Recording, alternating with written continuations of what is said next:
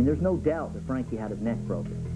There's no doubt. A Metro officer caught on tape pushing a handcuffed man into a wall.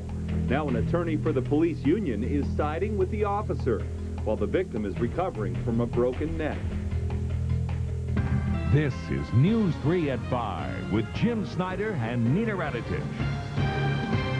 Good evening, everyone. I'm Beth Fisher. Nina is off tonight. Metro officers are used to helping people in trouble.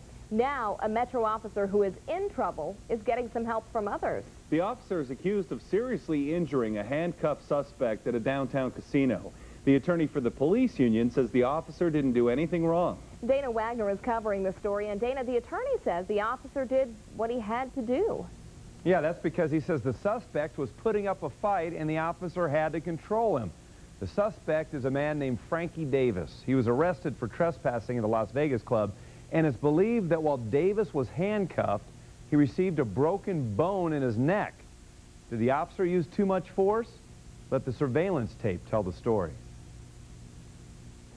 Yeah, there's no rule against using force with someone who's handcuffed. I mean, there's still a danger, especially if they're not cooperative. And Harper says Franky Davis was not being cooperative. In this casino surveillance tape, you can see that shortly after Metro Officer David D. Miller arrives, he asked to see Davis's wallet, but Davis didn't want to be searched. Don't worry about the wallet. You can't go in my pocket. That's all right. There are legal uses of force in this situation. When you get in trouble is when it's excessive. This wasn't excessive. Las Vegas Club security officer John Orr was an eyewitness. He wrote in an incident report that the suspect tried to kick Officer Miller and adds Officer Miller responded by punching suspect in face with his right hand. Watch the lower left of your screen. The tape apparently shows Miller striking Davis. Miller says the suspect tried to spit on him. That is assault, and especially nowadays with the various diseases. I mean, it could be more than just assault. It could be deadly. Put it this way, even if he did spit on him, which I don't see, he told me he never did. I mean, does that entitle to have your neck broken? Because that's what happened. He had his neck broken.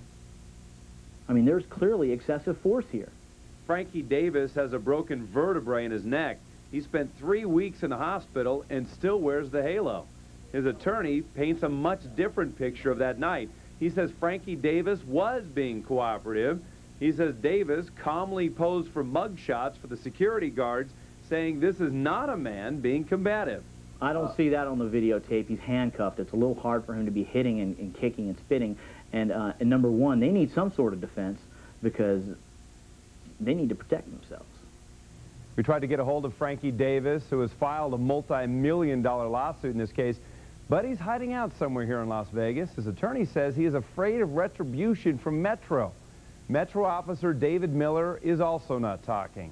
And here's one thing you should be aware of. Union attorney John Dean Harper that you saw in that story admits that he has not seen the surveillance tape.